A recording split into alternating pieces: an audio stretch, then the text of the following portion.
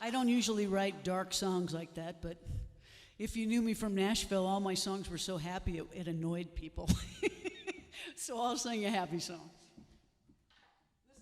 This is a song that I had the pleasure of writing with a friend of mine named Kent Blasey, and Kent is not only just a great human being, but he's also a really, really wonderful songwriter.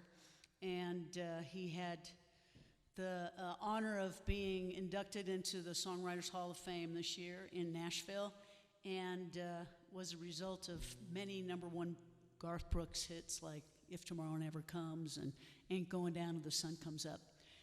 This song is a sweet love song called Until It Happens to You.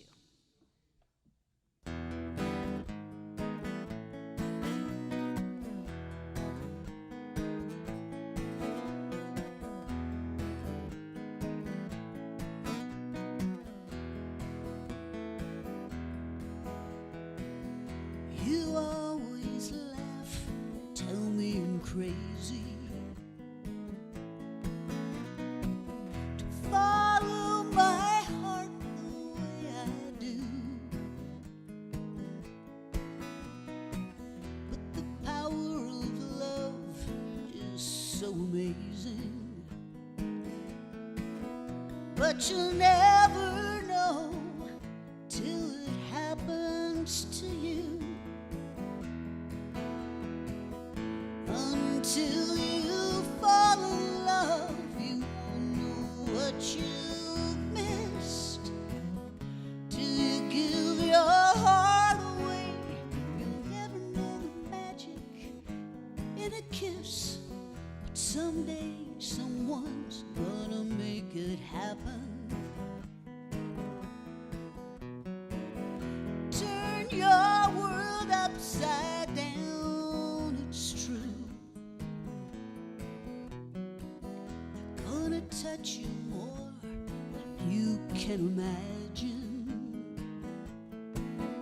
But you have your doubts till it happens to you.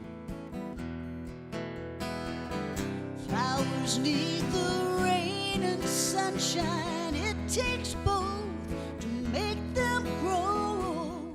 When you give your heart, you get hurt sometimes, but you've got a chance the thorns if you wanna hold the rose.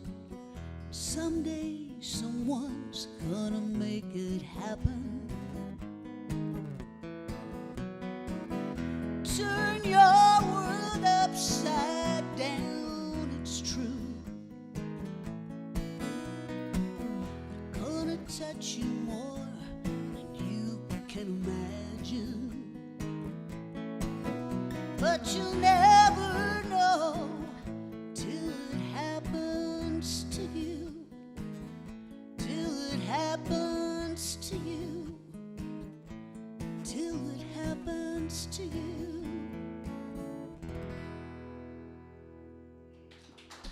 Thank you. Yeah, I like that song. Always have. It's an oldie but a goodie. I'm going to sing another oldie but a goodie. Once again from my Nashville days. Had another really wonderful pleasure to write with a songwriter named Kim Tribble, who unfortunately we lost last year. But Kim wrote a big, huge hit for Mindy McCready and also David Murphy, and had a very successful publishing company back in Nashville. And I met him back in the early days, and by the end, he was a pretty big deal. So this is a song also about love, because I told you I usually write sappy, happy songs, and this is another sappy, happy song. It's called Trouble with Love.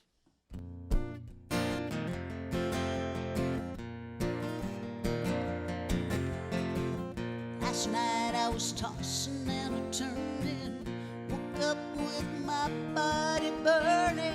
'Cause when the moon was high, you snuck into my dreams. And it's a feeling I've been denying, but it's getting harder to fight it. That's the trouble with love. Tears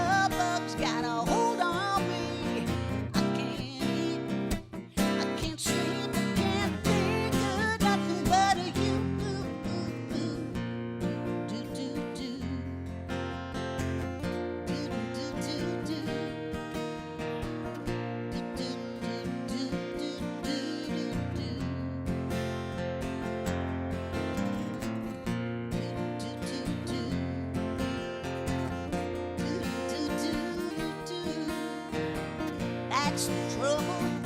That's the trouble with love. T-R-O-U-L-E, that love bug's got a hold on me. I can't eat, I can't sleep, I can't think of nothing but you. And if tonight you come any closer, I'm gonna love you like a roller coaster, 'cause I'm all revved up and ready to go. And I'm betting once that you touch me, you're never gonna get enough of me. That's the trouble. That's the trouble with love. Whoa, whoa, whoa. That's the trouble. That's the trouble with love.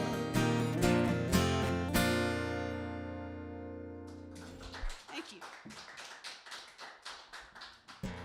I'm going to get a little sip of water here because it gets a little bit dry in these Colorado mountains. Sorry about that. I just couldn't help it. I swear it's not vodka. I promise. All right. I'm going to sing another song that I wrote with a friend of mine, Bart Turner. He's kind of been my muse since I started getting back into writing again. He lives in Texas part of the time, and part of the time down in Glenwood Springs. Super good guy, and he gives me these ideas, and I kind of ask him about it, and then we get together and we write these songs. And this one, I think, will resonate for those who live in Colorado, because this is an amazing place to be. It's gorgeous. The people are nice. It's just spectacular. And what he came with the idea was that when I get out of Houston, I'm not running away. I'm just getting up to a place that really makes my heart feel better. And that's what this song's about.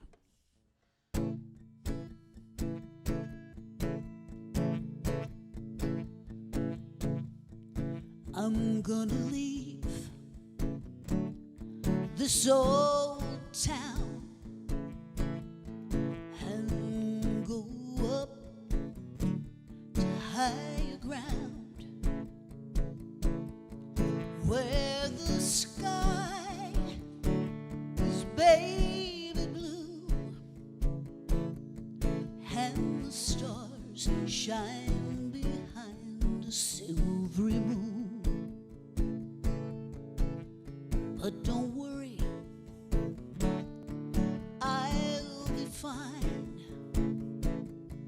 I just need the spruce and pine and eagles soaring in the wind. It's like spending time with an old friend.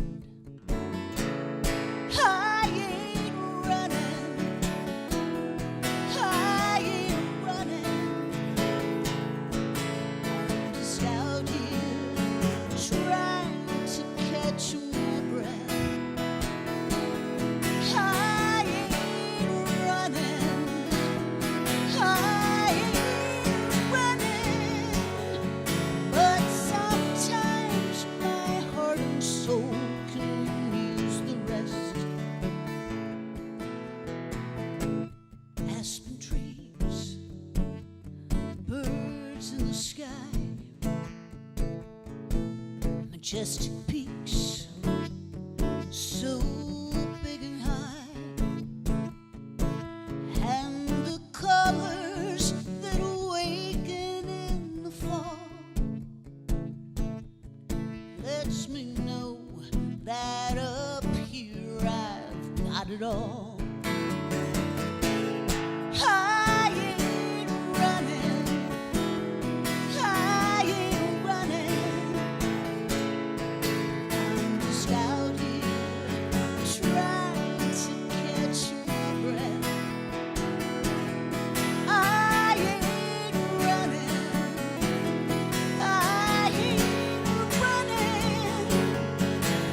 Sometimes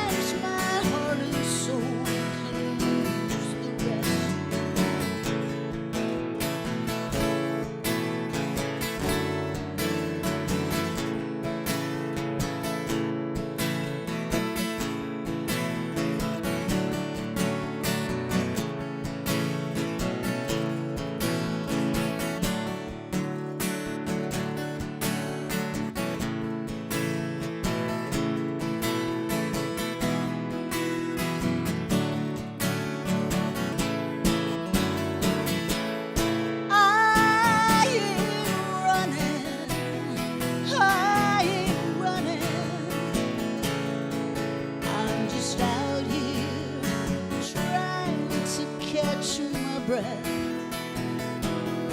I ain't running, I ain't running, but sometimes my heart and soul can use the rest.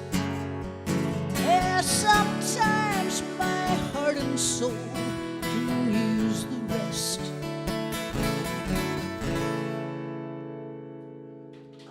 Thank you. Okay, I'm going to do just one more song so we can get Mark up here.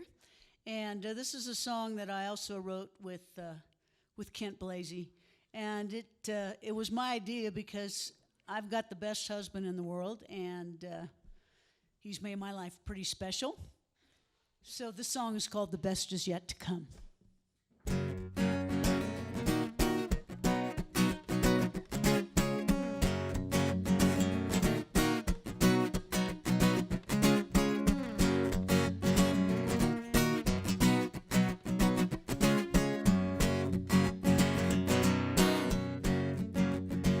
Well, it's been good, just like I knew it'd be with you.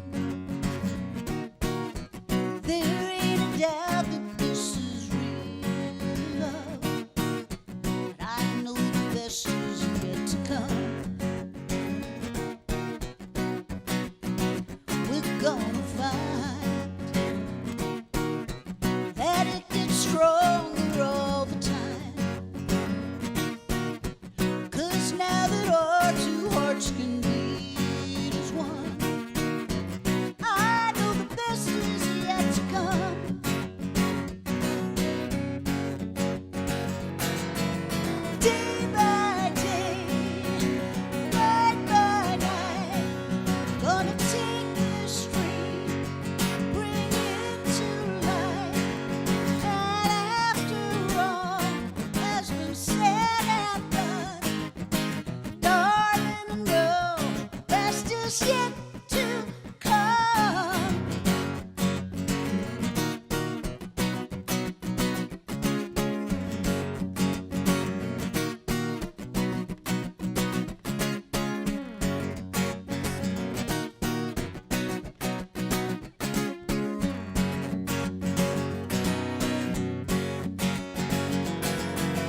Day by day, night by night, gonna take this dream, bring it to life. When I'm in your arms after we've made love, darling, I know best is yet to come. And with every kiss, we'll make up for the time we miss.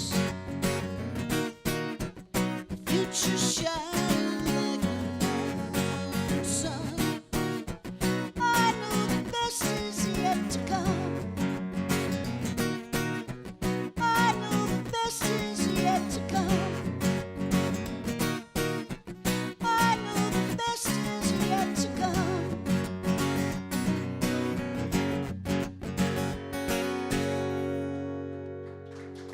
Thank you. Ralph asked that I do one more song, so I'm going to get you up here to sing harmony on Josie. We'll do Josie together. So come on up. It'll get you a little warmed up so that you'll be ready. We only practiced this. Well, we really didn't practice it. We just sang it last night, and he jumped in, and he was awesome. So I think I'll just bring him up and let him help me out. This is a song I wrote back in the days when I was in California, and it's got a little bit of a California vibe to it, I think, I would say. Song about a waitress working in Texas and wanting to get the heck out of her little town.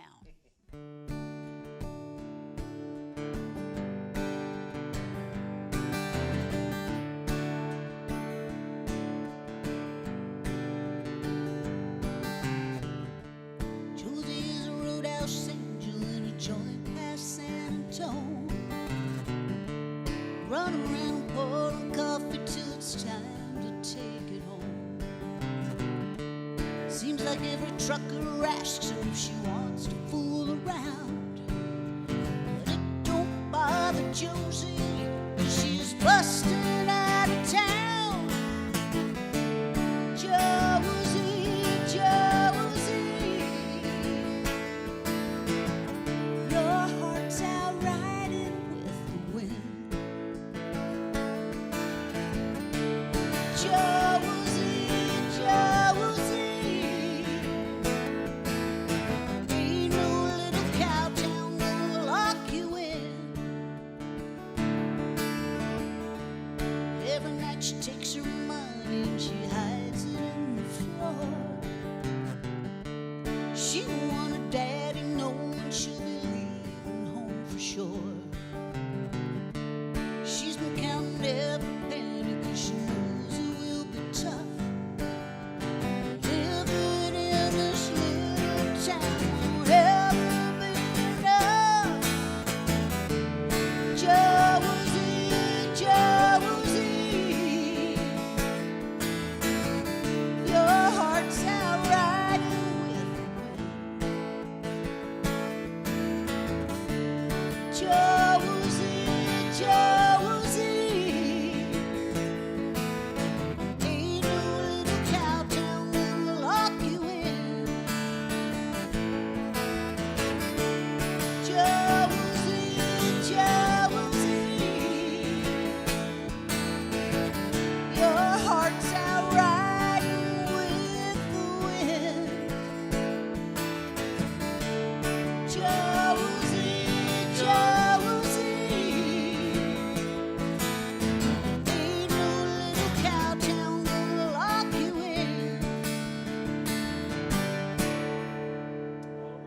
Thank you. Thanks, Mark. Thank you.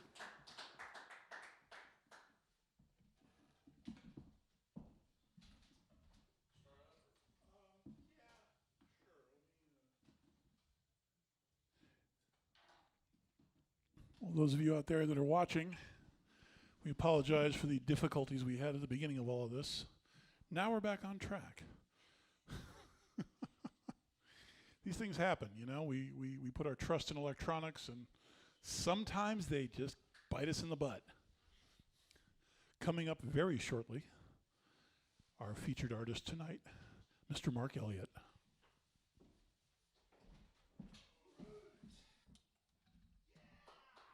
Well, good evening, everybody. All right. Well, it's great to be here in Carbondale, Colorado. February, feeling like November, October maybe today. Beautiful. And it's great to be playing at Steve's Guitars and surrounded by, well, guitars hanging from. This is like a dream in the middle of the night, you know, I have of like guitars just dangling from the ceiling. So it's pretty cool spot. Good to be here. I want to say hey to everybody watching on the live stream tonight with their feet hopefully kicked up and on your TV screens and laptops. And so thanks for joining us. And folks here at Steve's, good to have you guys here. Great to have friends here, and great to have Jamie opening up, my good friend from Nashville, and I've got a good friend from DC area, and now Aspen, and even a friend all the way from high school days in Northern Virginia. So it's good to have all you guys here. So, well, we'll just dive right in. This song may or may not be about getting drunk and boarding a train and winding up in the southern part of Texas. And it may or may not be about losing the title to my truck in a poker game that I was pretty sure was going better than it was. So it's designed to make you feel better about your craziest thing, which is what this is called.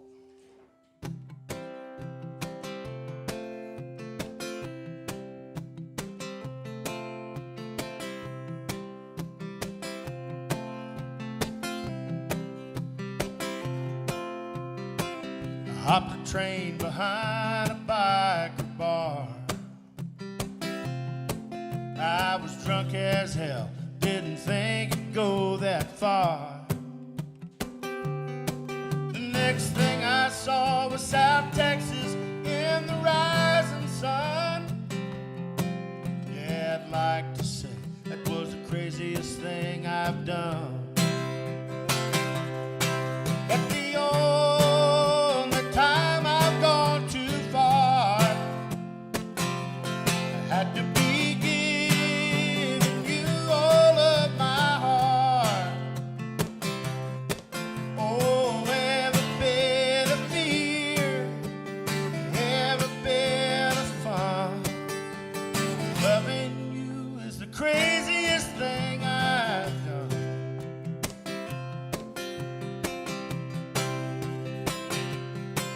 Lost the title to my truck in a late night poker game. I had a pretty good hand, didn't think it'd go down that way. I spent the next 6 months trying to get around with my thumb. Yeah, I'd like to say that was the craziest thing I've done. But the only time I've gone too far, had to be giving you all of my heart. Oh, every bit of fear, every bit of fun. Loving you is the craziest thing I've done. All right.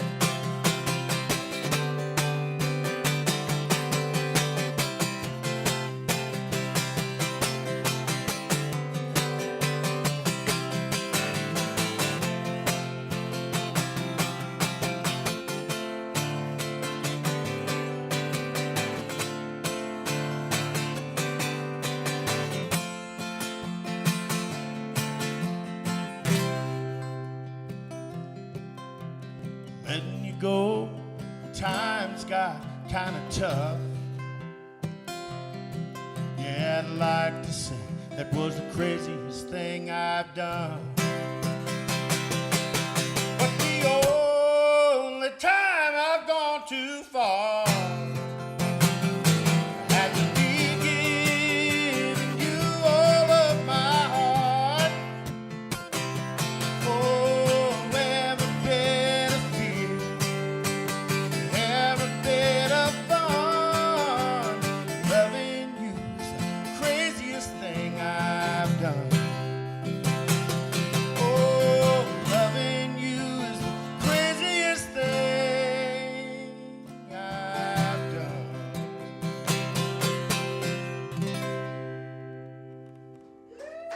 Well, thank you very much. Appreciate you. So I'm going to sing a little road song, which I haven't been doing much of lately. So it's great, again, to be out on the road and meeting folks and seeing old friends and playing great venues like this.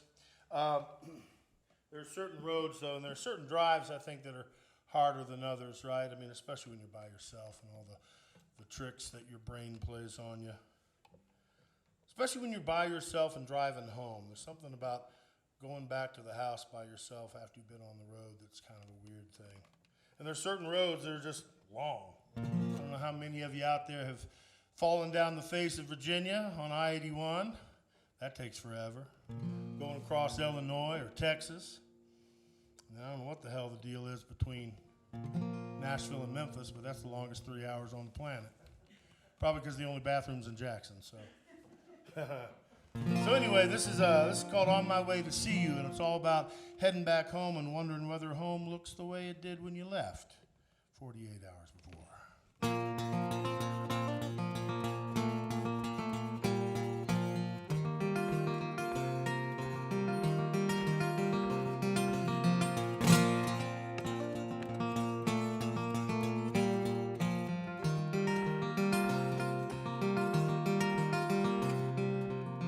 Hotel rooms wasted time way too soon when I'm on my way to see you, on my way to see you. Howard left Illinois never ends when I'm on my way to see you, on my way to see you. But rest stop junkies gas station fools, they won't stop me when I'm on my way to see you, on my way to see you, on my way to see you. Well, I'm on my way to see you, on my way to see you, on my way to see you, see you.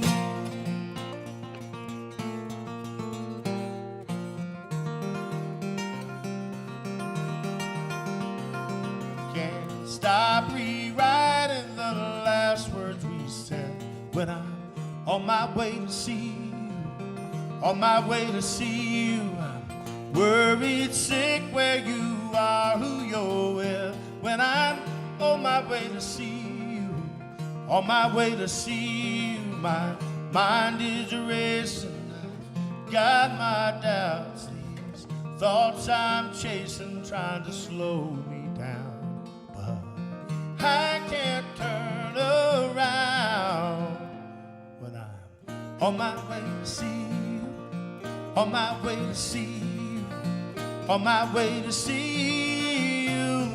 Well, I'm on my way to see you, on my way to see you, on my way to see you. You're the only reason that I come back. No one else has ever made me do that.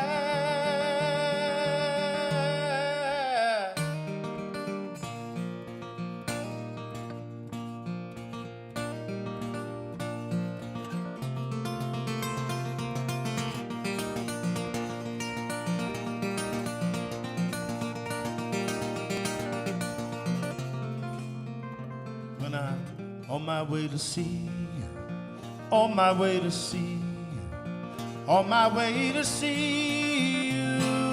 Well, I'm on my way to see you, on my way to see you, on my way to see you.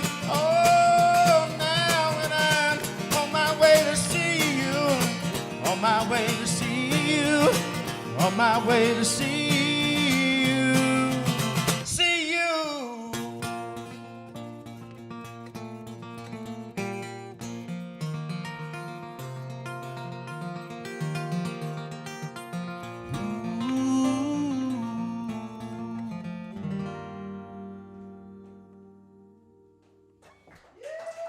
Thank you much, everybody.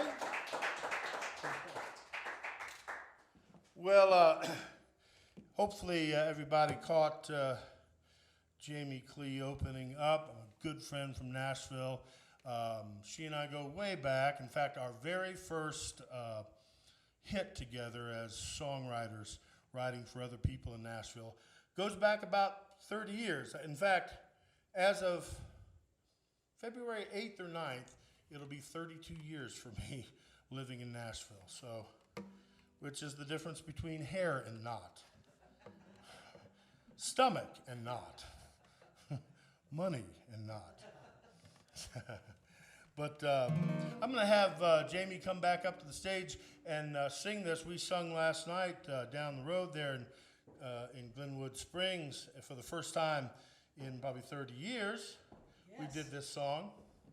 I thought that life as a songwriter was going to be incredibly easy because I was in a little studio with my friend Gary Cully, and we were trying to become the next Brooks and Dunn. Back then they were looking for duos. Brooks and Dunn had broken wide open, so Nashville, like anywhere else, wants to copy everything. And so if one duo works, then we need about 50 of them. And so we were in a studio trying to be the next Brooks and Dunn, and we were singing this song, and this publisher guy walks through the studio and says, "Hey, I love that song, and I know Chris Ledoux, and he's in town recording it, and how about you give me the publishing on it, and I'll go get it cut." And I went, "Well, all right." I had a mullet. I didn't know any better. But it all worked out. And sure enough, the next day he came back and said, "Well, I took it over there and Chris Ledoux cut it." And I thought, well, this songwriting thing is pretty easy. I'm not even going to tell you how many years it took for the second one to happen. But Chris Ledoux was a championship rodeo rider and a great singer in his own right and great performer, and was selling bazillion cassettes out of his horse trailers as he went around the country winning gold buckles. And Garth Brooks had a line in a song about an old worn out cassette of Chris Ledoux. And so Chris was already in the kind of country ether. And I think when Capitol Records figured out he was selling bazillion cassettes out of a horse trailer, they wanted a part of that. So we were lucky to be on that record with a Garth Brooks duet on there, What You Gonna Do with a Cowboy record. Came out in 1992, aptly called Making Ends Meet, which is still the goal. Exactly.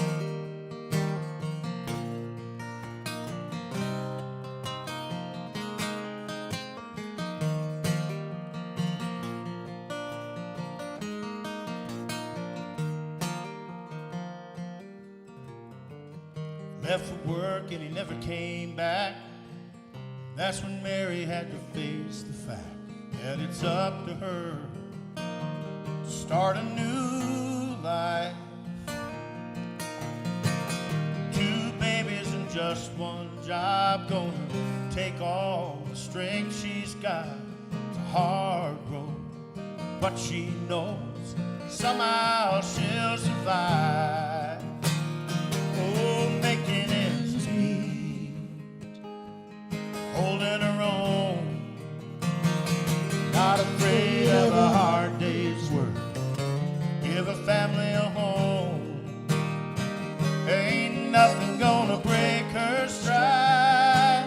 There's too much love, too much pride, standing on her own 2 feet, making ends meet.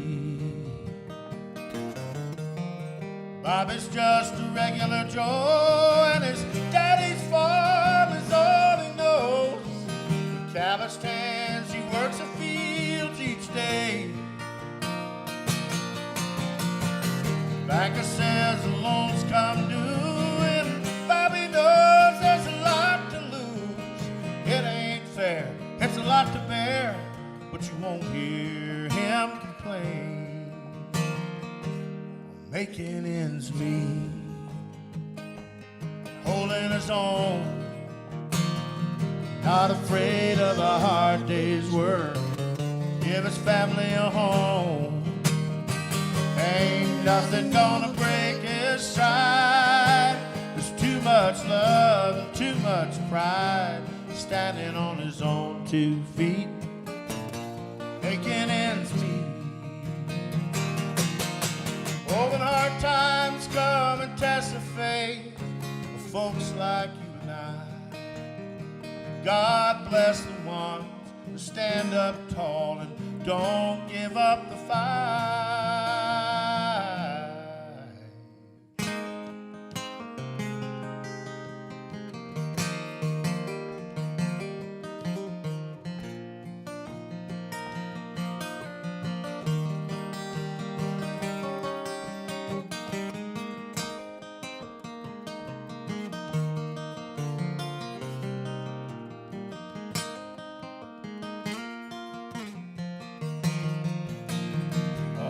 Making ends meet, holding our own, not afraid of a hard day's work, to give our families a home. Ain't nothing gonna break our stride. There's too much love and too much pride, standing on our own 2 feet, making ends meet. Oh, we're standing on our own 2 feet, making ends meet.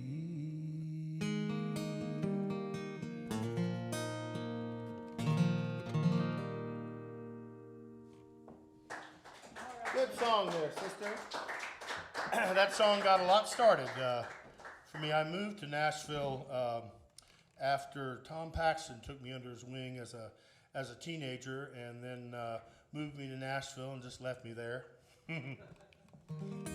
but I learned the way around, and that song helped me figure it out for sure.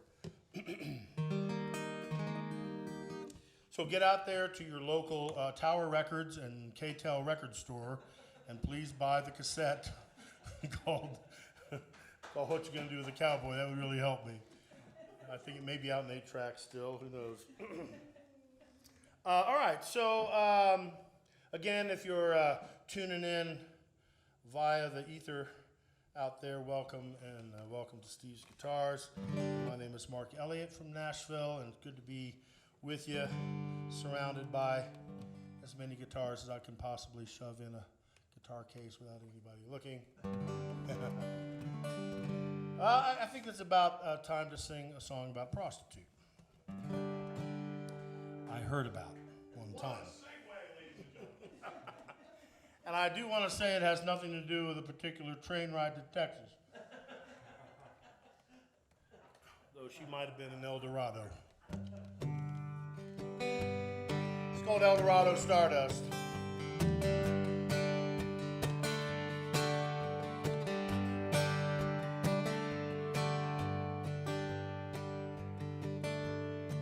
She wore a red cotton dress, cover up the scars nobody asked about.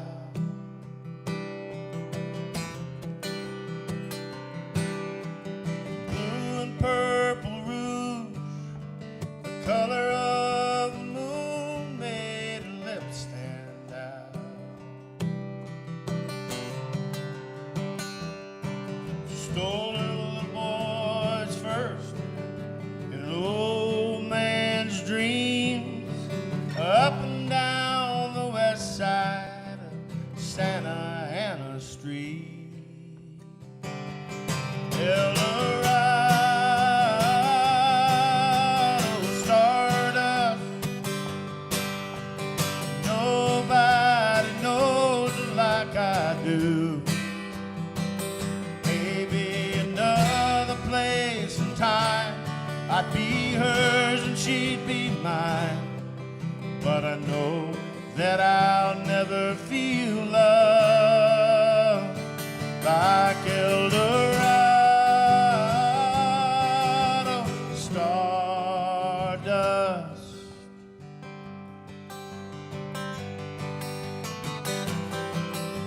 A painting of Daniel Boone hung above the bed at the Alamo Motel.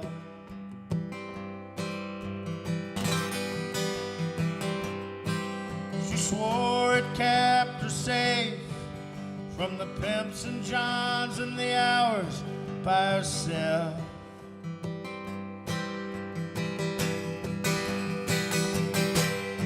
She asked me to stay and hold her. She was done holding me. Told me about Mexico and a long-lost family. El Dorado Stardust, nobody knows it like I do. Maybe another place and time, I'd be hers and she'd be mine. But I know that I'll never feel love like El Dorado Stardust. I see her in the evening sky every time a shooting star goes by.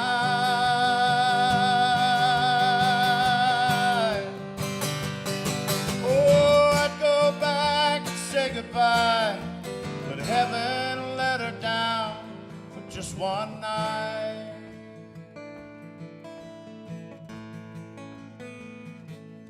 El Dorado Stardust, nobody knows it like I do. Maybe another place and time, I'd be hers and she'd be mine. But I know that I'll never feel love like Eldorado. Stardust,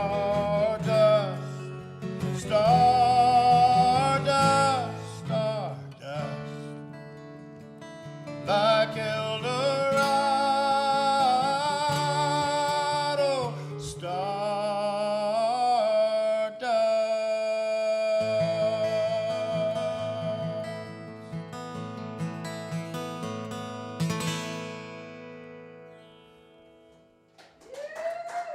Thank you very much. Mom's proud of that song. So I've been singing this song for the last year or so.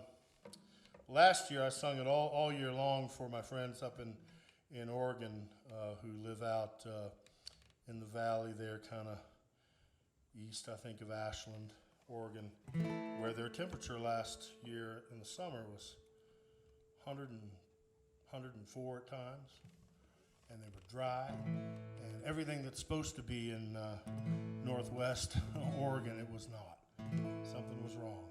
And there were fires all over the place.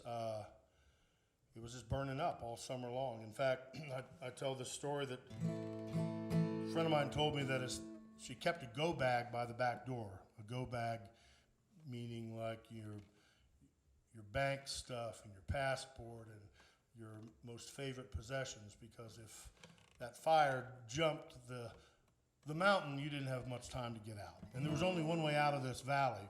And the fire jumpers came by the house one afternoon and said, hey, this thing's getting pretty bad, and Grayback Mountain right now is keeping the fire at bay, or keeping it out of the valley anyway, and if it ever breaks over the top, you're not going to have much time, and what you might need to do is run across the street to the soybean field that had been irrigated all summer long. Dig yourself a little hole, lay face down in it, let the fire come rushing over you, and then get up and run the hell the other direction. So it's getting pretty bad when the fire service says, here, we got a good idea for you. Go lay face down in a soybean field and see what happens, you know. But they made it. It never jumped Grayback Mountain. So, but I sung this song for them, hoping to send a little cool water and cool breezes their way. And I guess we'll sing it tonight for Laguna. I mean, that's the latest fire, I think, going on, isn't it? Southern California. So this is all about getting up in the mountains and getting up among the cool breeze and the cool waters and feeling better. It's called Sleep in the Mountains. Oh, let's sleep in the mountains tonight, on a bed of wildflowers and sheets made of moonlight. Dream a river dream, wake up in the morning light. Let's sleep in the mountains tonight. Now you've been telling me that you want to get away. The week is almost out, can't wait another day.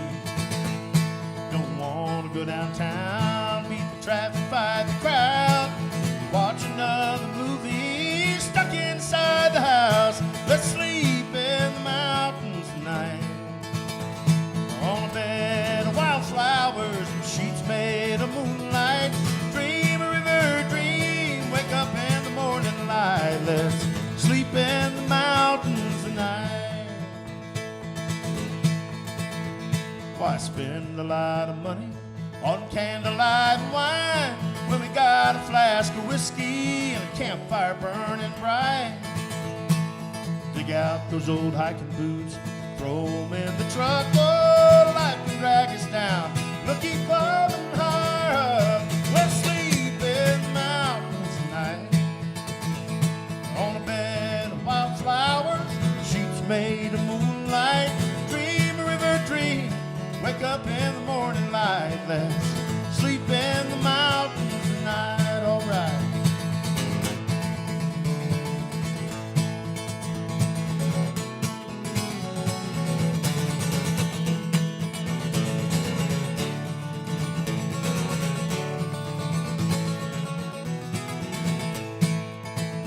Leave your phone at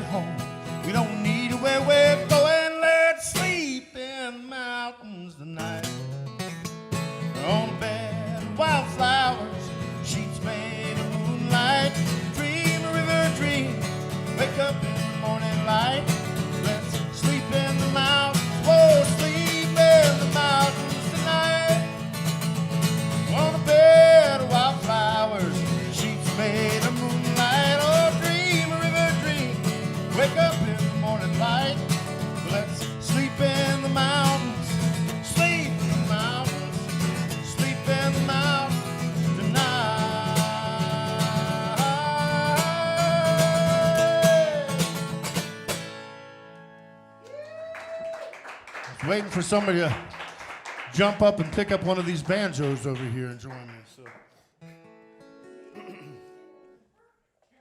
So, good pal Steve is here from Northern Virginia. Well, you don't live in Northern Virginia anymore. It's been a while, hasn't it? Been a while for me too. But we went to high school. Well, not together, but we were neighborhood buddies and played a lot of football in my backyard. What we call the Tree Root and Dog Shit League. Those are the boundaries. One of the great things about D.C. people don't know about, though, is it's a great bluegrass town. You wouldn't think that, but it is.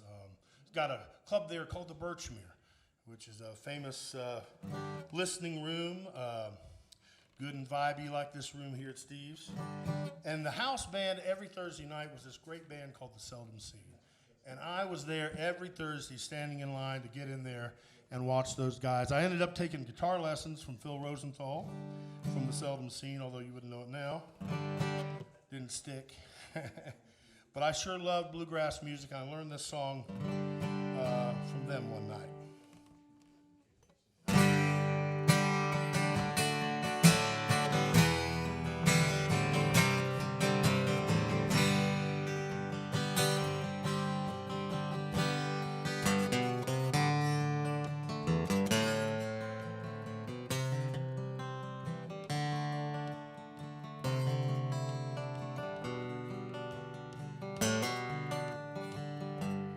Wait a minute, did I hear you say you're going far away again? Try to change it, I can't take the lonely nights without your love.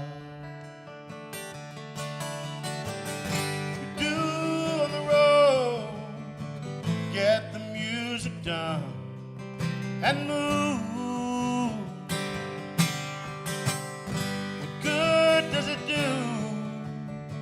Playing songs for her and hear her say,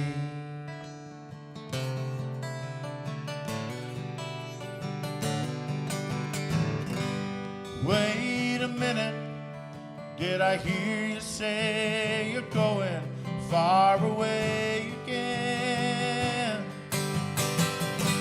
Try to change it, I can't take the lonely nights without your love.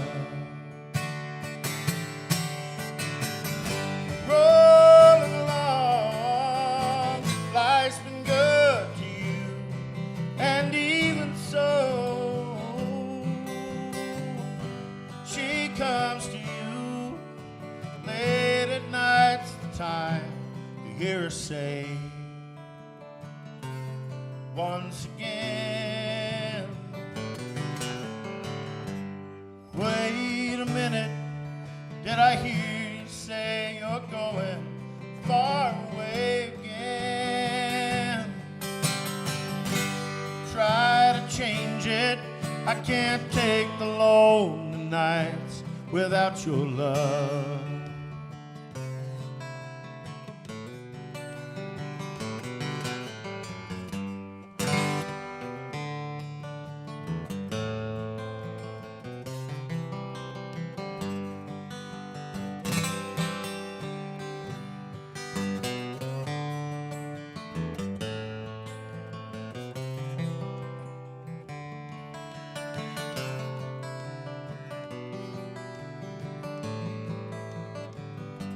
Waiting for you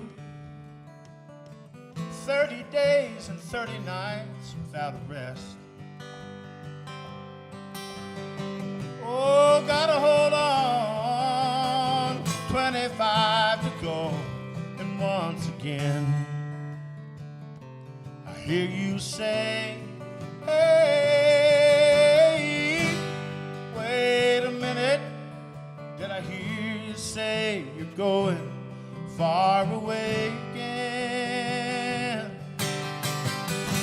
Try to change it, I can't take the lonely nights without your love.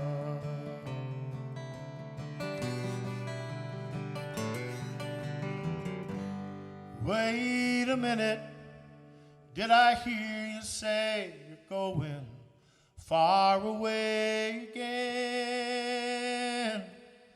Try to change it. I can't take the lonely nights without your love.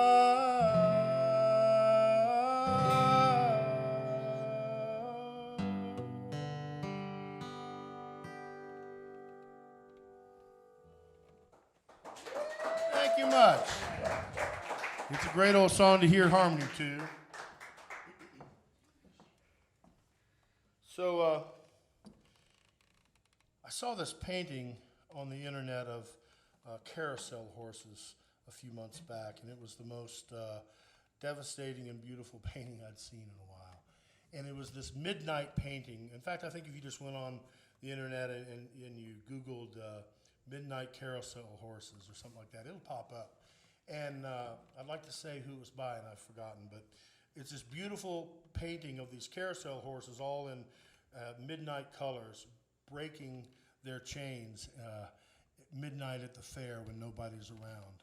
They're breaking free of the carousel, and it was, like I said, it was all at once devastating and beautiful. It was beautiful, obviously, because they were breaking free, but it was devastating to realize they were born to be bolted down. And I kind of figure we're all a little bit like that, yeah? A little bit born to be bolted down and ready to break free. So this is called Carousel.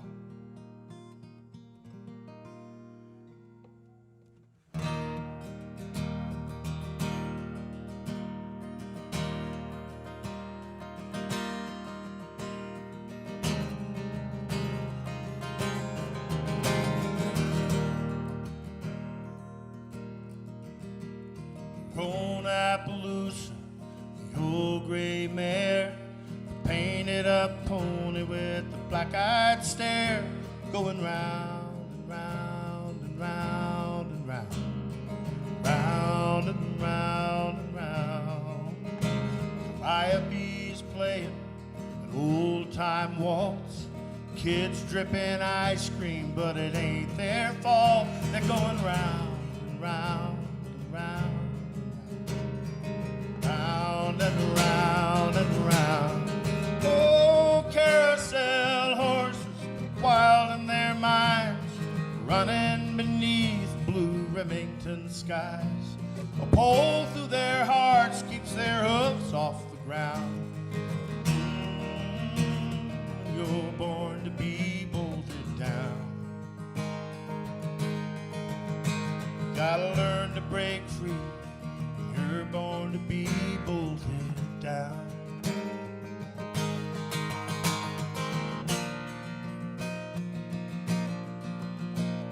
I was a kid, I'd go to the fair.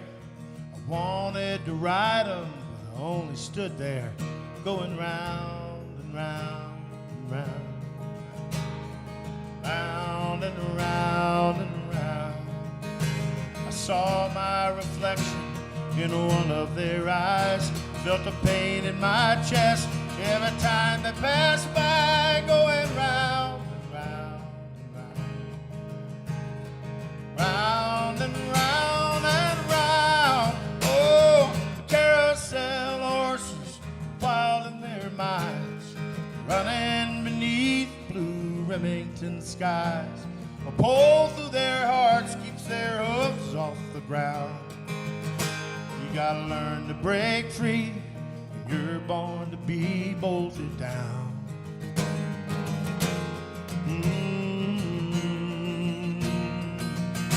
Bolted down, bolted down.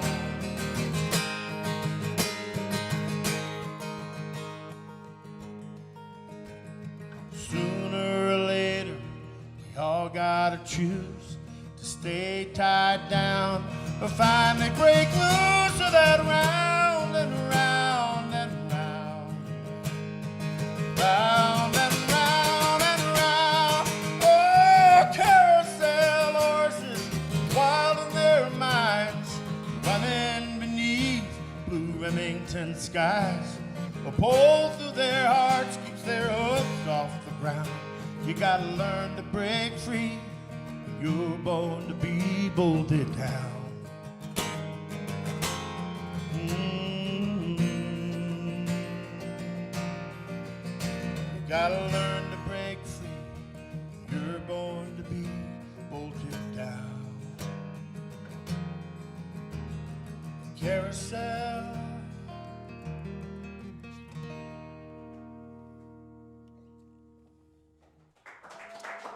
Thank you very much. Thank you. I wrote that with my good pal Melody Guy. And I wrote this next one with her too. And it's a special song for me because it came on the heels of a very important set of experiences I had with a wonderful Colorado-based company called Music Therapy of the Rockies. And we have Mac Bailey in the house tonight from Music Therapy of the Rockies. Good to have you here. Good evening, how are you? And I'm gonna have him come up here in a second after this song and tell you a little bit about what he's doing with the company. I won't steal his thunder, but I'll tell you it's an amazing program that matches veterans with PTSD and really, really struggling folks. And he's put together a pretty powerful program that combines music therapy and songwriting and an amazing time at Amy Grant's farm and barn there in Franklin, Tennessee. But I'm going to let him tell you about it. But I'll say that one of the most amazing things about the program to me is that he gives them guitars. Now, most of them don't really play, and a lot of them aren't really musicians, but they all know how to hold one because it feels like a rifle. Guitar feels like a rifle in their hands, and with the suicide rate being what it is, we want guitars in their hands. So, this song I wrote not long after participating in my first couple events there as a songwriter, and I got a first-hand look at what it's like to have the negative thoughts, what negative thoughts in your head will do, what those say about you as a person and how they drag you down. And so I wrote this song with melody as well, and kind of as an antidote to that. So it's called Talk to Yourself Like a Good Mama Would. It's kind of the opposite of it, right? So.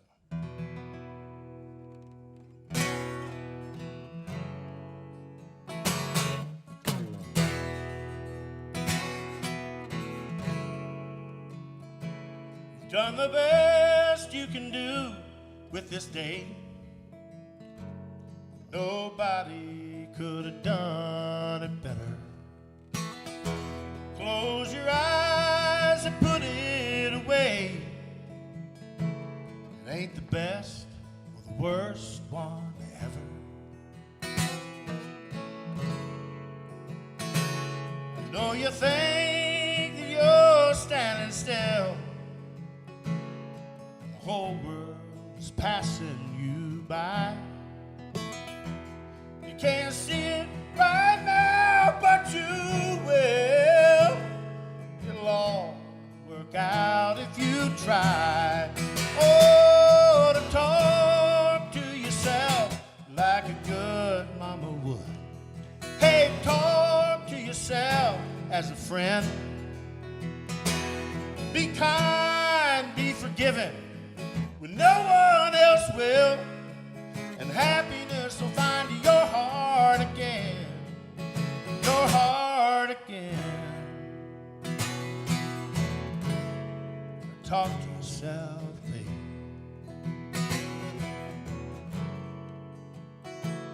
I know you say you feel so alone. Nothing's been working so far. Little victories, they come and they go, I know, 'cause I've been right where you are. Oh, talk to yourself like a good mama would now. Talk to yourself as a friend.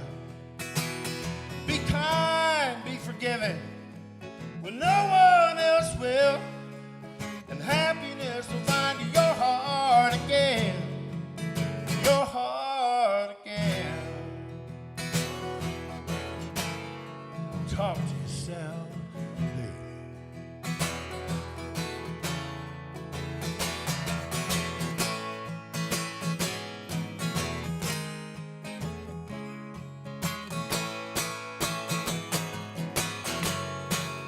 Talk, talk, talk, talk to yourself like a good mama would.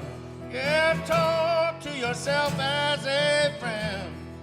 Hey, be kind, be forgiving, when no one else will. And happiness will find your heart again. Oh, happiness will find your heart again. Again and again. Talk to yourself, baby. Oh, like a good mama would. Talk to yourself, baby. Oh, talk to yourself, baby. Oh, like a good mama would.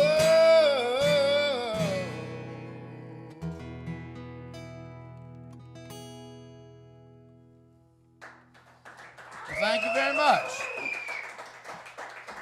So I want to invite my pal Mac Bailey up. I want you to tell him about this incredible program you have. And, well, those of you living in Colorado know this for sure, what a great singer and big-time tenor voice you have. So play a couple songs, too, would you? All right. My friend Mac Bailey. Oh, man. Thank you, brother. So good. Good. I got a flat pick right here. All right. I think it's tuned up for you almost. Yeah. My motto is if it's not in tune, it's not your problem. I'll start singing out of tune. You won't even think about the guitar. So we do these retreats. We have some amazing songwriters, including Mark Elliott, that are incredible therapists. And basically, what we feel like the process is we want to set the veterans up for success. So we start off with just this mindfulness circle to put them in the right space, teach them breathing and active listening. And then we present them with a guitar. I tell them that when they were in the service, they had a weapon, and it saved their life. It was a rifle. And this guitar is now their weapon, and it's going to save their life. And the cool thing is when we sit around with the guitars, most of them don't play, and so we just have these simple little exercises we do, and every once in a while you see them start doing this, and at that point I know that their fingers are getting a little hurt, and I figure if I make them play guitar for 2 hours and their fingers hurt, then the last thing in the world they're going to do later on is pick up that guitar. So we open it up to conversation, and that's when some of the most powerful stuff comes out. I remember one time we were sitting in a circle, and all of a sudden one of the veterans said, "You know, it took me 2 years after I discharged to get used to hearing my first name again." And I said, "What?" And somebody else said, "Yeah, you don't know the intimacy of your first name until you don't have it." And that struck me as really powerful. And the other aspect is once we put them with the songwriters, we feel like we've kind of set them up to explore their stories, and there are many stories. But if they share something that they've done that maybe they aren't as proud of, with someone, a family member or whatever, there's usually a kind of a reaction of, "Oh my God, I can't believe that happened." But when you tell it to a songwriter, all of a sudden they hear a lyric, and all of a sudden they're like, "Oh, that's amazing. Let's write that down. What goes with that?" And all of a sudden, the stigma is lessened, and they don't feel like they're a freak. So it's something I've been probably more proud of than anything in my life, and we're going to keep it doing. We have our first retreats here in the Valley, May 20th and 22nd through the 22nd, and hopefully we're going to keep serving our local veterans with local songwriters and do it consistently. So here's one I wrote with my wife, Rachel Levy, and Jamie, this one goes out. This is just that happy loving song.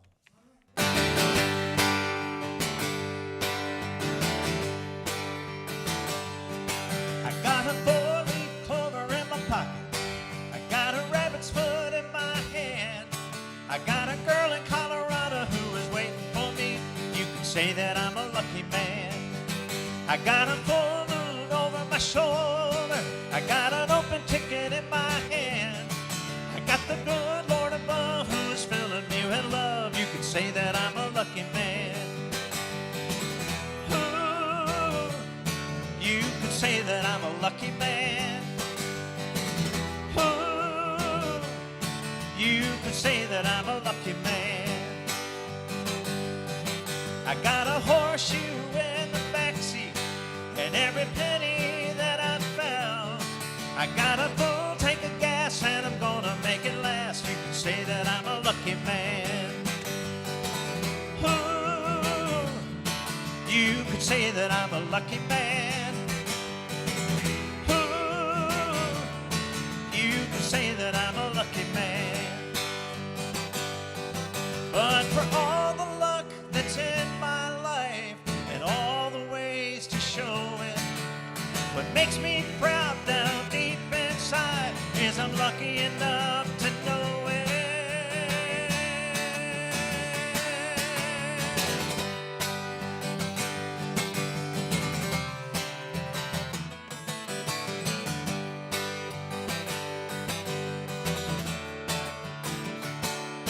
I got a four-leaf clover in my pocket.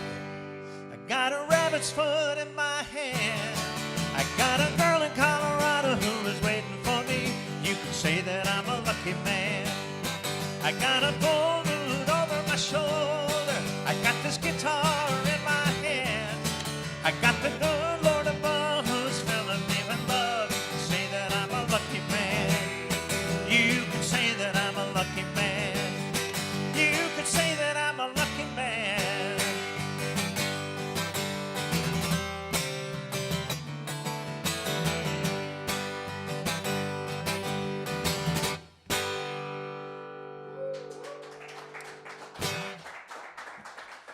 Thank you very, very much.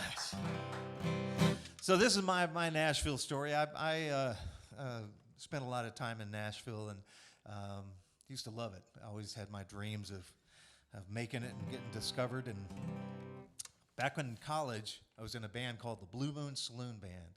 And one of our guys came in one time and said, I got a song I want us to try. And he played it, and I fell in love. And I literally have played the song at every show since then. And so I made a recording of it and headed out to Nashville. And I got to Nashville, and I played it for the first publisher I could.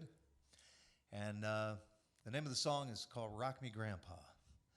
And as luck would have it, the week before, the Judds had come out with a song called Grandpa, Tell Me About the Good Old Days. And this publisher said, well, there's only room enough for one Grandpa song in this town. And I believed him, and so I left. But it's still a great song, and I still love singing it.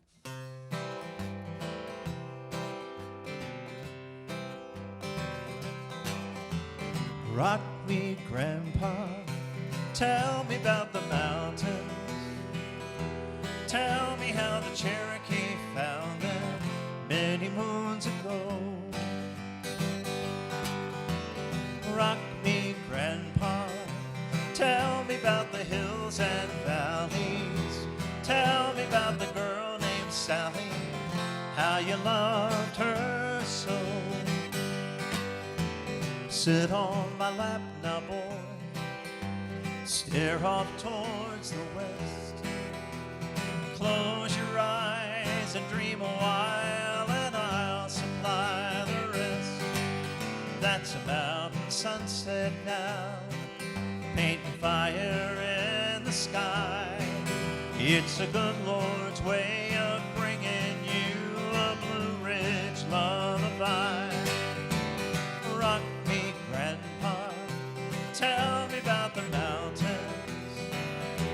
Tell me how the Cherokee found them many moons ago. Rock me, Grandpa, tell me about the hills and valleys. Tell me about the girl named Sally, how you loved her so. Sit on my lap now, boy, I tell you about the days when your grandma and I used to lie in the grass just to watch the skies ablaze. It's been about 40 years.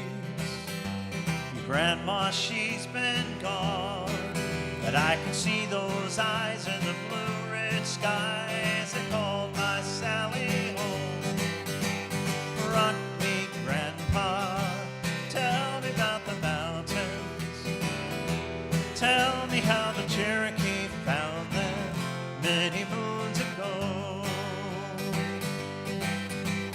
Rock me, Grandpa, tell me about the hills and valleys. Tell me about the girl named Sally, how you loved her so.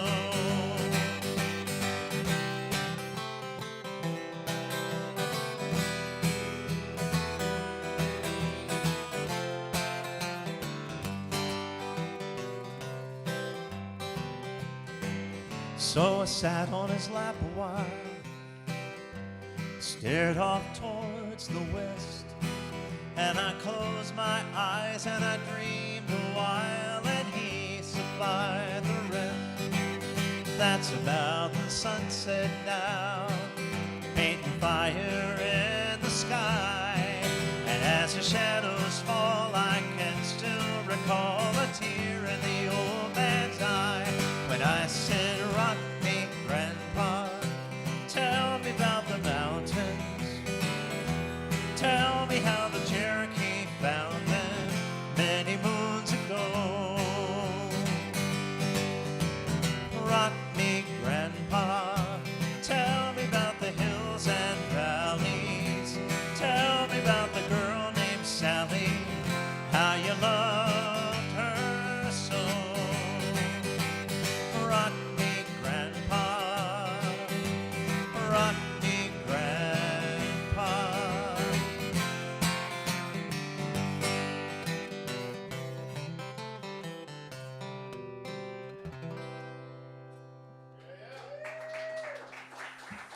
Thank you very much, Mark Elliott. Great job, pal. Great to hear you.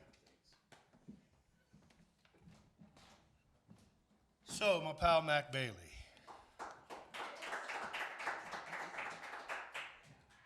So I want to say hello to all the library patrons of Garfield County.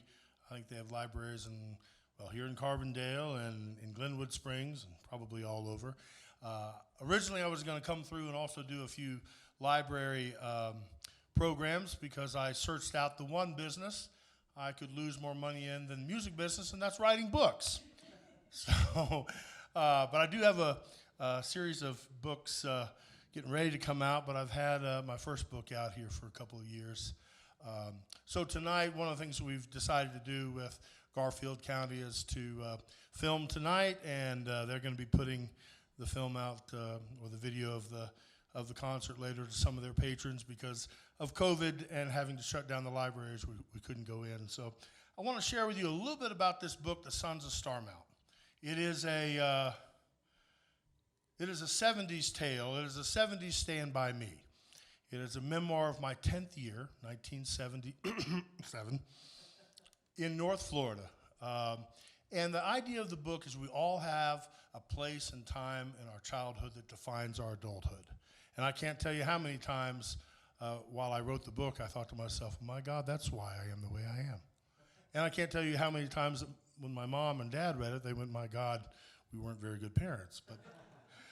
But they were, because between my parents and the ethos of the 70s, I had freedom. I had freedom to find my own friends. I had freedom to run the woods. I have all the accoutrements of being 10 in 1977. First of all, I had 1977, which meant freedom, which meant openness. It meant the music of 77.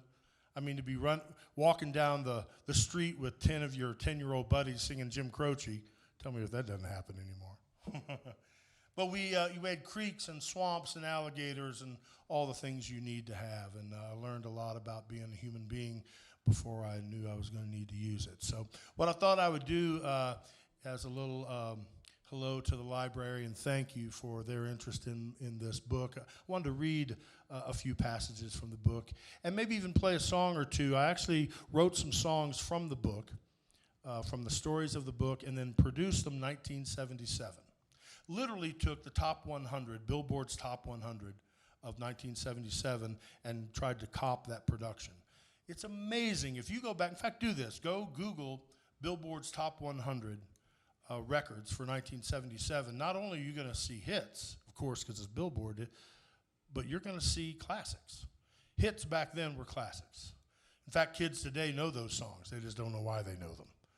They think they know them because they walked through, Kmart and it was on the loudspeaker, but they know them. That's the way classic works. So when you listen to this, I want you to think back to your best friends. I want you to think back to being 10 or 11 or 12 and where you were and what your experiences were. I come from a place where there are more tomorrows than yesterdays, where the road never ends, even when the blacktop does. I come from a place where friendship is not earned or deserved. It just is. And where a year of my life is still sealed away, fresh and unchanged by all that came after it. During the time I spent on Starmount, I never wished to be older. I didn't want to be a grown-up or even a teenager. At 10 years old, I saw the goal of merely growing older to be short-sighted and superficial. The boys and I wished for more accomplishments, more impressive than the simple passing of time. I arrived on Starmount Drive as an only child, but by week's end, I had brothers. The year we spent together fishing knee-deep in alligator ponds, kicking down shaded forest paths, and riding tire swing time machines beneath century-old live oaks allowed us a degree of childhood autonomy now lost to the ages. Flanked by a few important months either side of my 10th birthday, I consider 1977 to be the most soul-defining year of my life. Through countless adventures, mishaps, and life-affirming realizations, my friends and I became the vagabond children of a new family. A family mothered by soft green fields, warm waters, and the random flicker of fireflies. Her perfume smelled of loblolly, honeysuckle, and chewing gum. We were a family fathered by screeching bike tires, whistling mud balls, and 70s songs. His cologne smelled of frog guts, wet sneakers, and peanut butter. We were the perfect mix of those two spirited lovers. We were, and will always be, the Sons of Starmount. No matter what schemes I get into, whether harebrained or brilliant, I still walk in the comforting shadow of friends, and I feel honored that they are still willing to walk in mine. I wonder if there's a portal leading back to Starmount 1977, like a magic storm drain or a tire swing time machine. Given the chance, I'd walk through that dark drainage tunnel, ankle deep in the kind of rusty rainwater and green slime that only a young boy could appreciate, and then slosh ever forward, back to the very beginning. I'd sit snugly inside that old rubber tire swing with my arms wrapped tightly around its white walls. Then I'd bend and straighten my legs until the momentum carried my body over the top of the live oak branch, softly depositing me upon the sweet grass of my halcyon days. Luckily, I don't have to rely on finding such improbable gateways.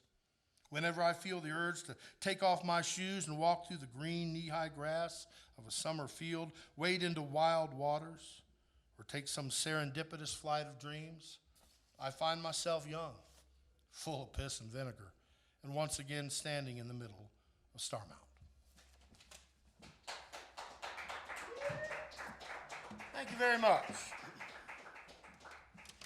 Oh, thank you very much. So, it's been a while. Well, last night I played this song for the first time in a long while, and it's a song from the book called Tire Swing Time Machine.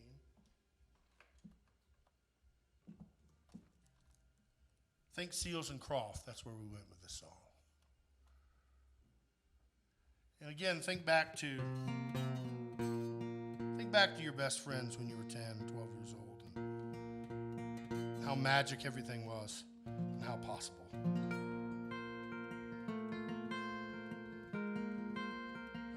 We'd swing on that tire swing, and we were sure it was a time machine. Because what we'd do is we'd get it going so much that you would finally get, parallel with the branch. And then you'd go just a little bit above. And then you'd fall off and hit your head. I think that was the time machine part. We may have not have traveled anywhere. We might have just had concussions, but sure felt like we were going places.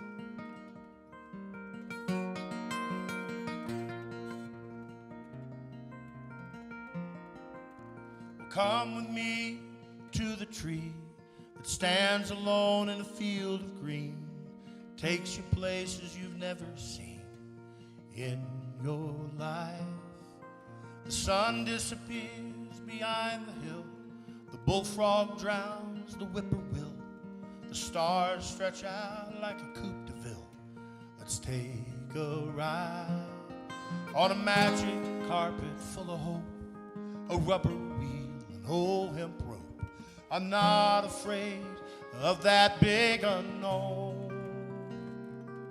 It's a time machine in a tire swing. Tell me where you want to go. Back before the dinosaurs or a spaceship out among the stars. Kick your legs up in the air. One more time, we're almost there. Spread our arms into the sky, we'll fly so high.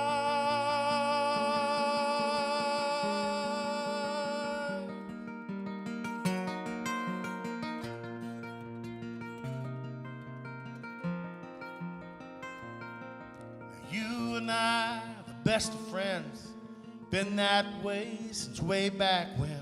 Let's take that road past the old dead end where no one goes. Mom and Dad won't even know we're gone. We'll travel like years before the dawn, fight pirates, kings, and leprechauns, and take their gold.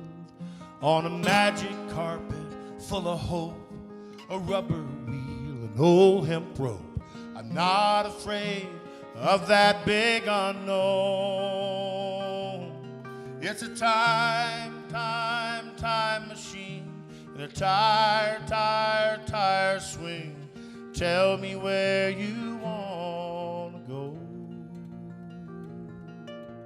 Back before the dinosaurs or a spaceship out among the stars. Kick your legs up in the air. One more time, we're almost there. Around that branch, spread our arms and fly so high,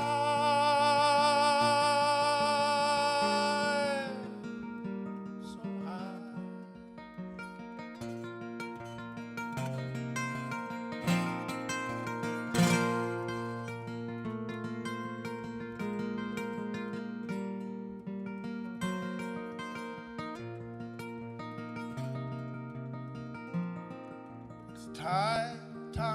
Time machine in a tire swing. Tell me where you want to go. Back before the dinosaurs or a spaceship out among the stars. Kick your legs up in the air. One more time, we're almost there. Around that branch, we'll spread our arms and fly so high.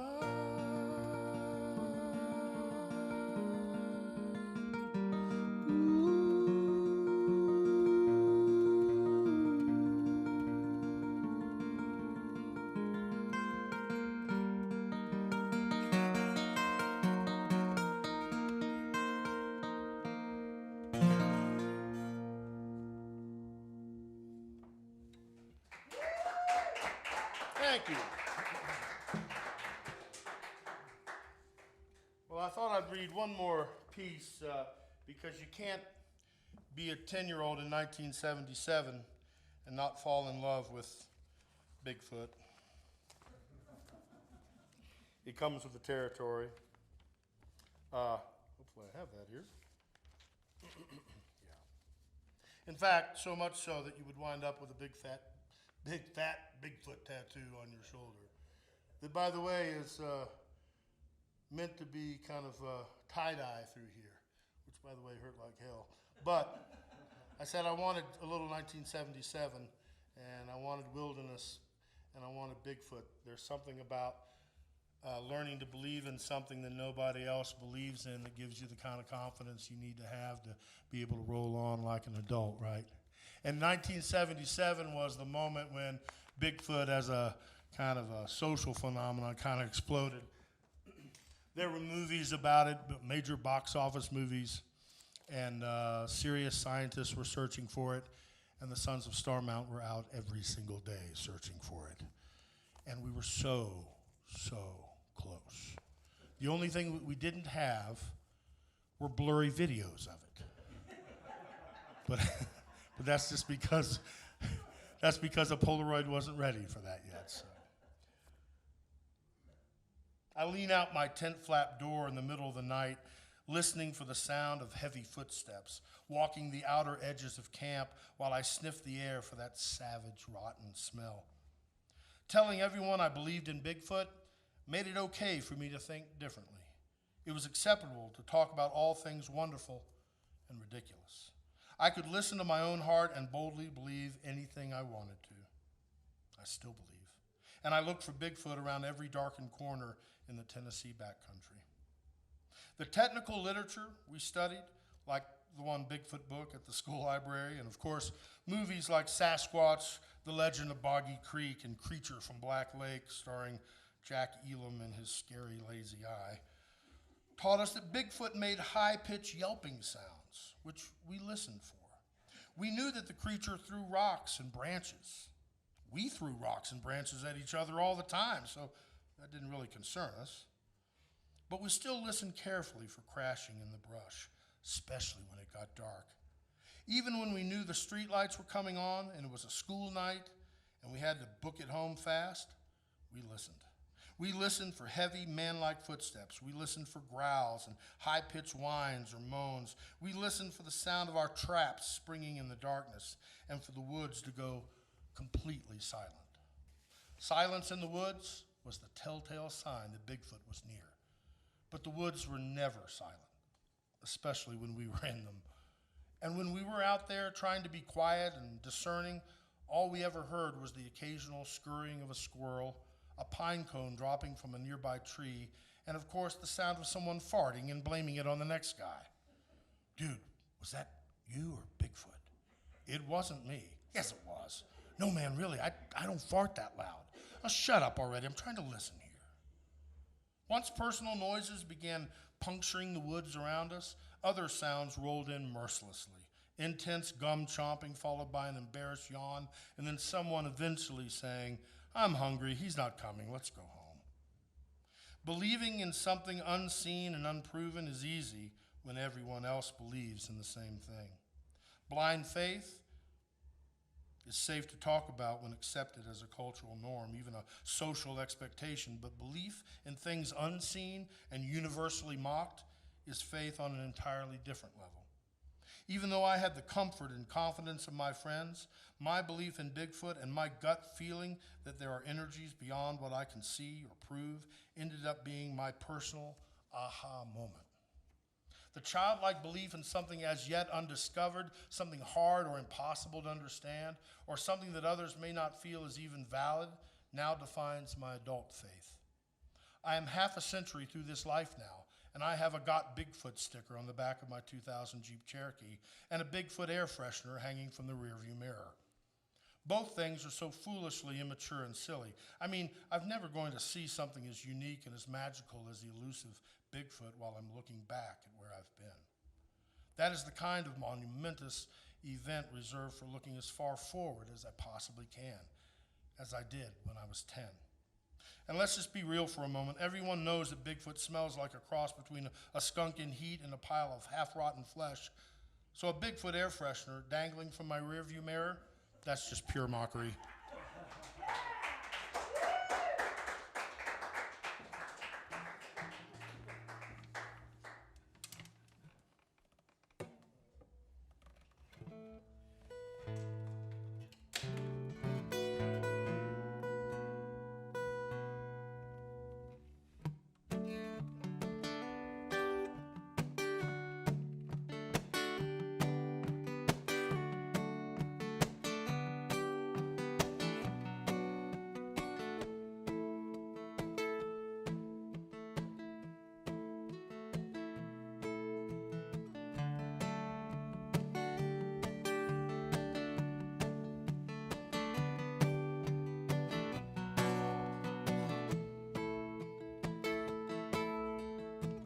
kept a flashlight in a box with an old hemp rope tied up in knots and a paperback book called Looking for Sasquatch Out in Your Backyard.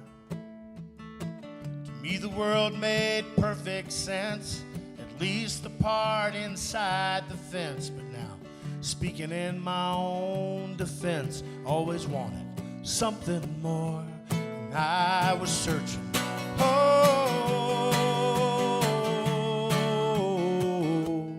I was searching.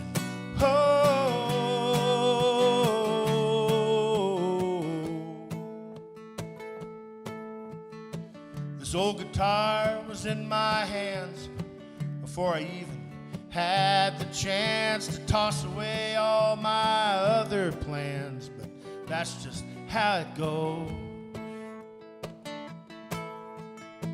1,000 bars and a bachelor degree, a soulmate and a divorce decree. I'm checking them off 1, 2, 3 like some crazy bucket list, and I'm searching.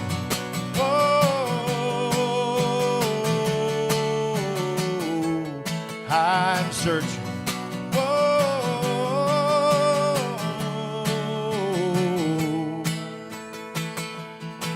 As long as I'm breathing, I will be searching. And beyond.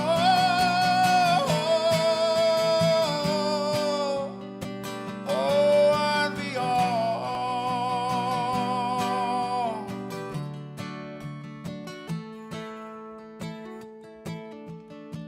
Life is funny, but it sure ain't fair.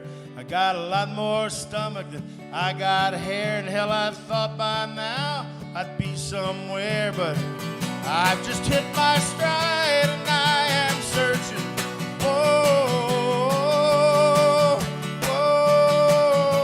I am searching. Out in my backyard, I'm still searching. Out beyond the fence.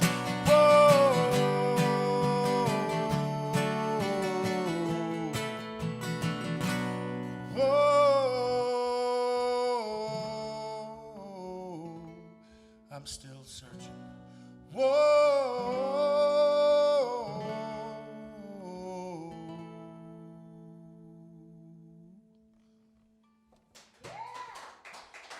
thank you. And again, a big thank you to Garfield Public Library System for having me be a part of their book series. It's been a thrill. I joke about, well, I kind of joke about the author business being rough, but it's been a great joy to try to write in a different way after all these years.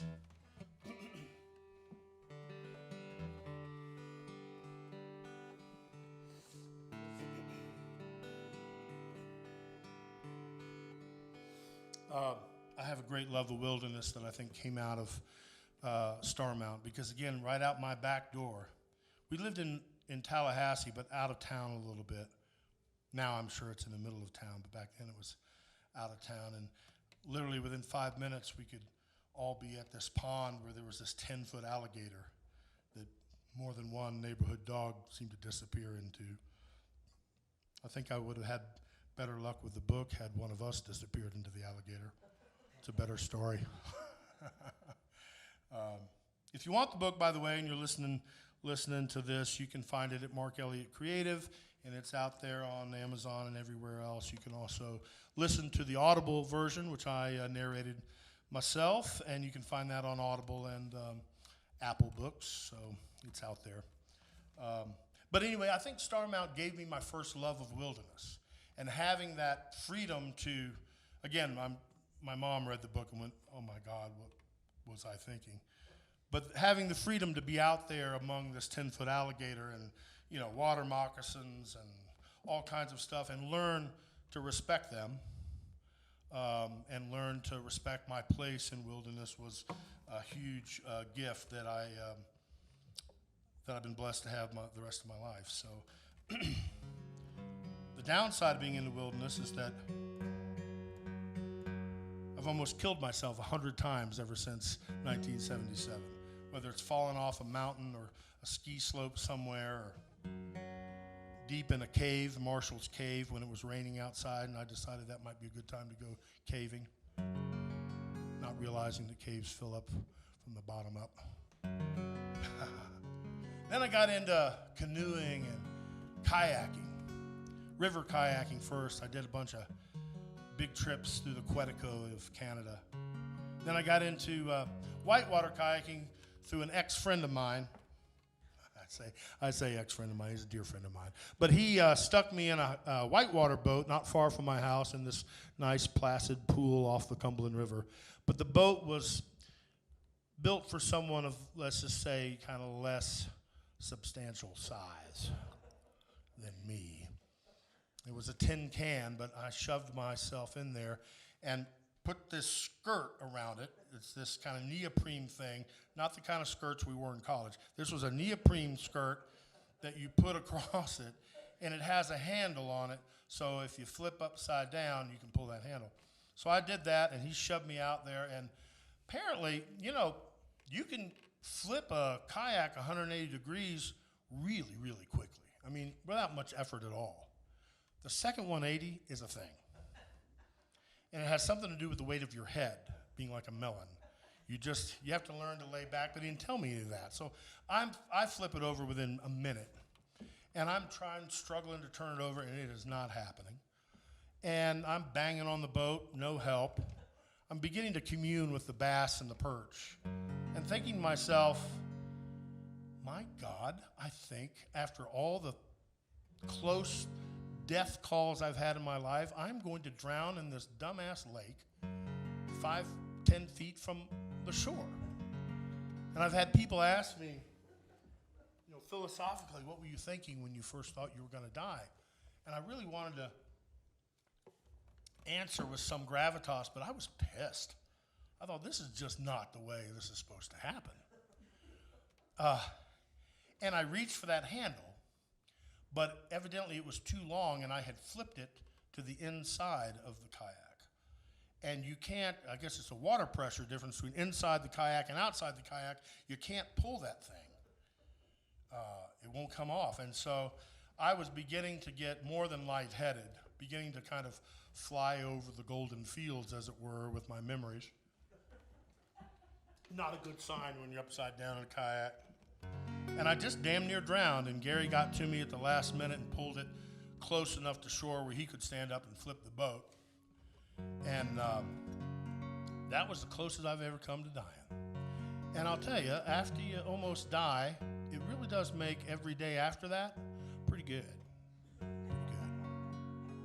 So this is a little song about this called The Day I Drowned.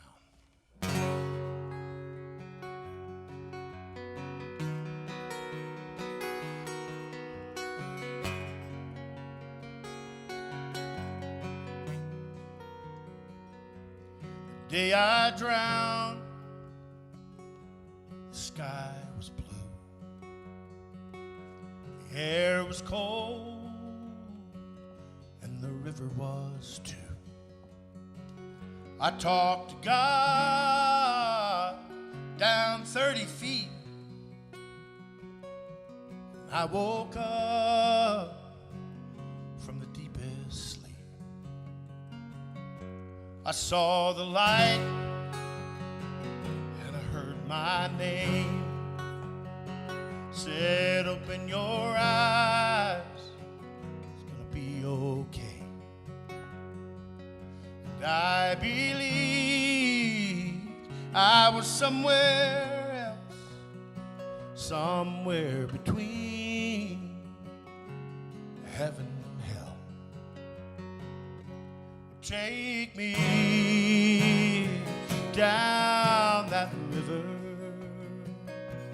Take me wherever. The day I drown.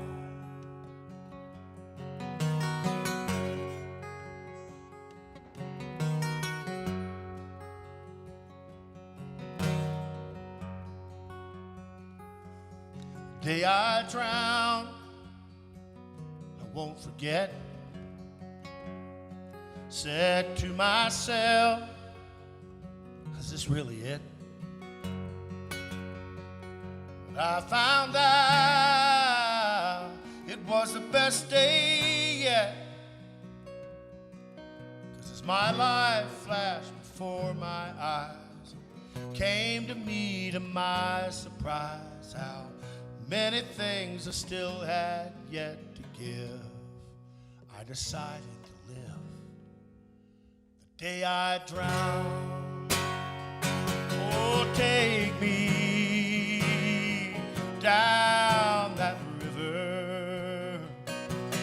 Take me wherever.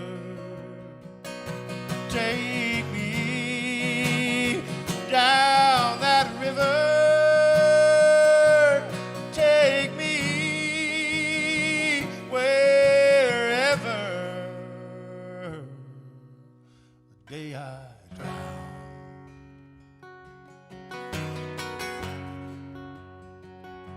The day I drown.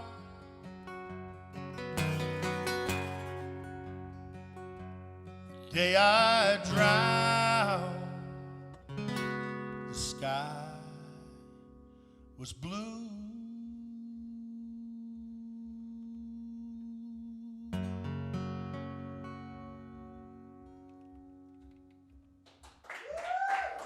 Thank you very much. Thank you very much. Well, again, it has been a pleasure to be here at Steve's Guitars and have all you guys out and have all of you listening tonight, streaming it, and hopefully listening in the coming weeks through Garfield County Library. This is an incredible room. It's got vibe for ages, and for the next 3 weeks, I'm going to see guitars hanging from the sky wherever I look. It's going to be a sweet thing. So I'm going to leave you, I think, with 2 more songs, if that's all right. And I'm going to play this next one, which is probably the song that is most me. Every songwriter has a song that is most them. It's usually the one that makes the least money. So I had trouble choosing. No, I didn't. I wrote this song 25, almost 30 years ago, at the table of a good old friend, Tom Dundee, who is a wonderful singer-songwriter out of Chicago and a protege of the late Steve Goodman's. Yeah.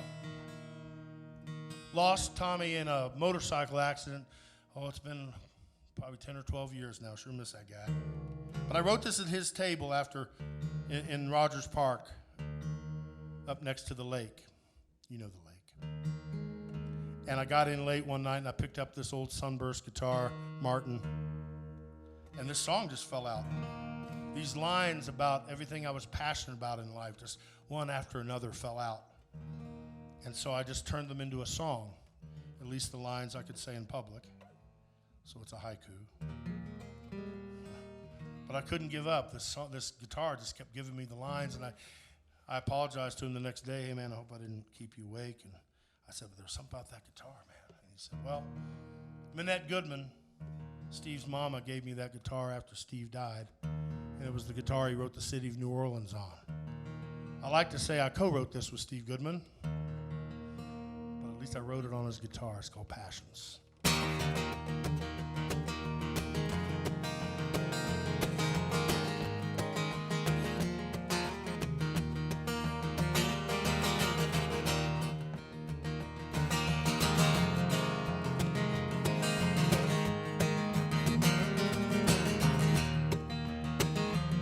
I got a passion for mountains, a passion for skies, the sound of a freight train stealing the night, and the dreams I get when my working day's through.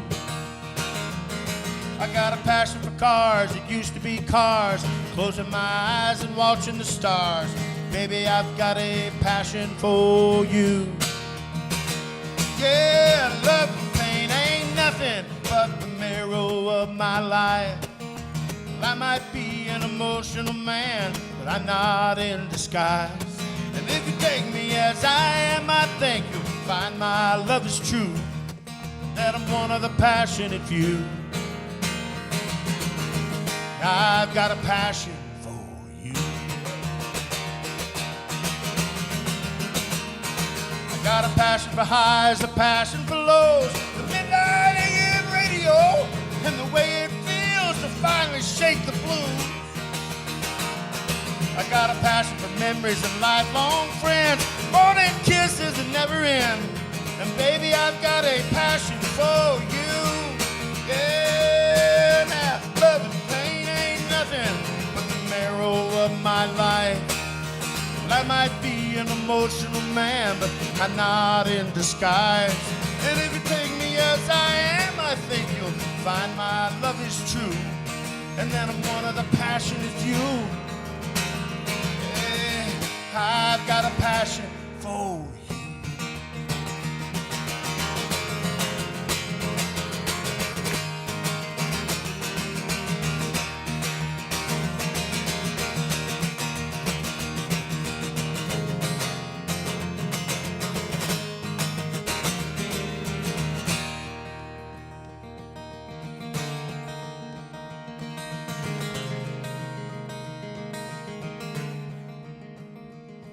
Got a passion for bets and a passion for breaks, but a habit of making huge mistakes. I've been tossed around and spun beneath the wheel a couple times. But I know what I know, and I feel what I feel, and I say what I say, and at least that's real. Yeah, love and pain ain't nothing but the marrow of my life. I might be an emotional man, but I'm not in disguise. And if you take me as I am, I think you'll find my love is true. That I'm one of the passionate few. Yeah, love and pain ain't nothing but the marrow of my life. Well, I might be an emotional man, but I'm not in disguise.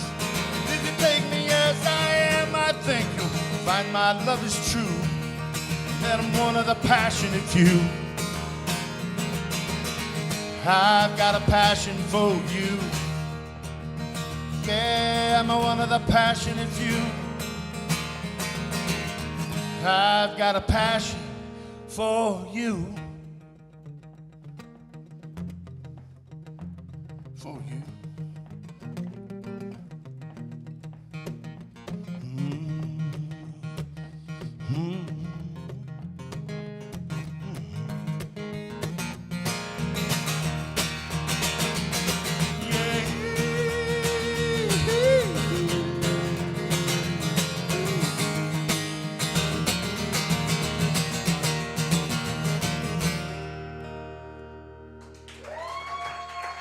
Well, thank you much.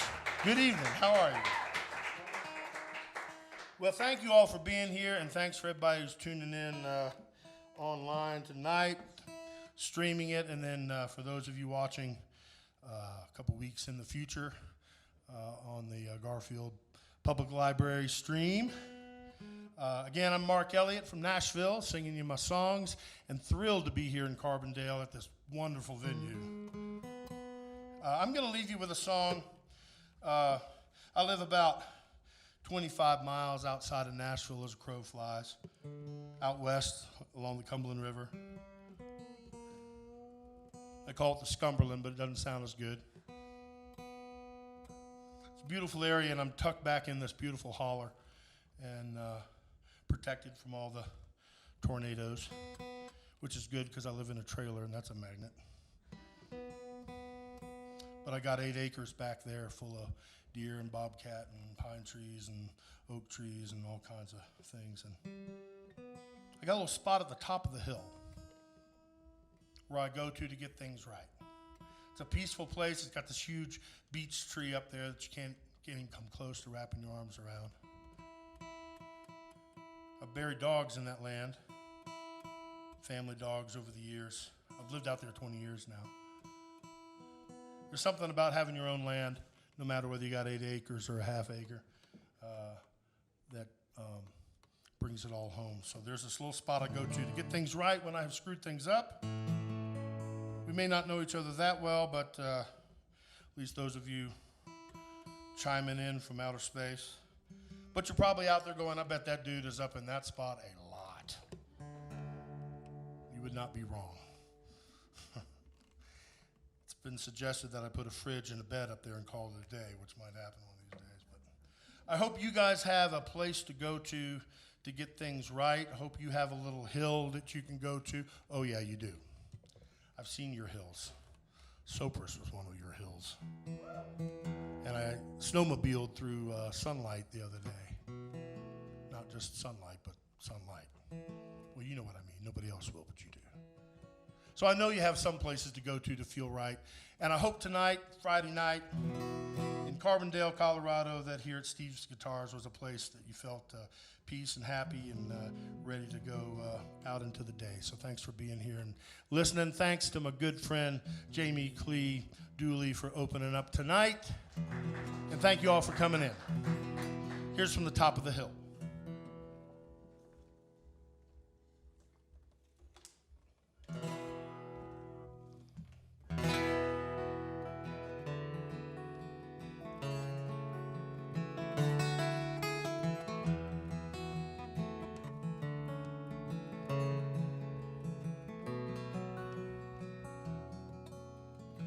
Unfolds just like a note from a lipstick sealed envelope and spreads like words across the sky,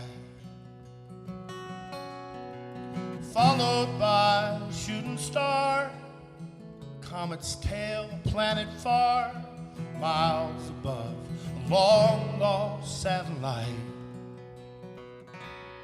That's the view from the top of this hill, takes my breath and makes my heart stand still. Lying on a blanket and staring out into space. I like to think everything I've lost, what I've gained, and at what cost, where I can see over my troubles and my spills. From the top of this hill, babe, top of this hill, babe.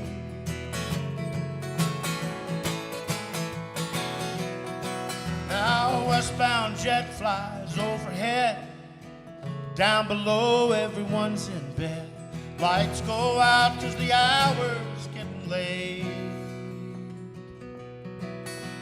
Shadows on the pine trees dance, just like chance and circumstance. Life never looks the same from day to day. And hey, but that's the view from the top of this hill. It takes my breath and makes my heart stand still. Lying on a blanket and staring off into space. I like to think everything I've lost, what I've gained, and at what cost, where I can see over my troubles and my spills. From the top of this hill, babe. The top of this hill, babe. I'm a king on a throne. I am a wild, rolling stone. I am strong. I am happy. I am free. That's the view. The top of this hill takes my breath and makes my heart stand still. Lying on a blanket, staring off into space. I'd like to think everything I've lost, what I've gained, and at what cost, where I can see over my troubles and my spills. Hey, that's the view from the top of this hill. Takes my breath and makes my heart stand still. Lying on a blanket, staring off into space. I'd like to think everything I've lost, what I've gained, and at what cost, where I can see over my troubles and my spills. From the top of this hill, babe.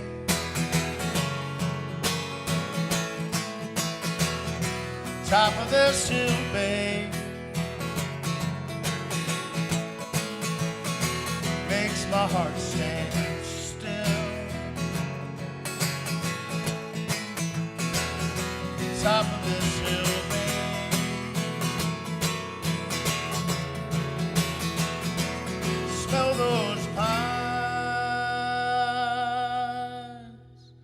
smell those pines.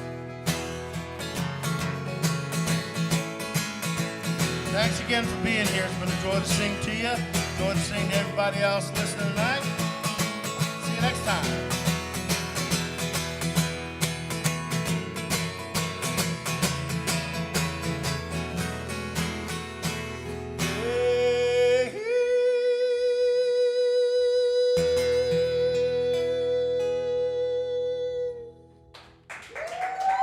Thank you, gang.